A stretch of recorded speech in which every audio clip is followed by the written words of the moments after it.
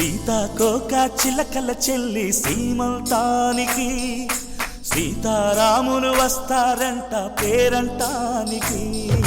సీతాకోక చిలకల చెల్లి సీమంతానికి సీతారాములు వస్తారంట పేరంటానికి.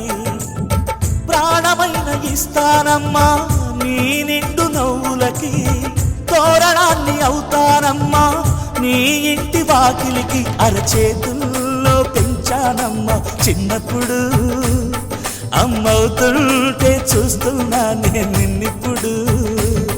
అరచేతుల్లో పెంచానమ్మా చిన్నప్పుడు, అమ్మవుతుంటే చూస్తున్నా నేను నిన్నిప్పుడు.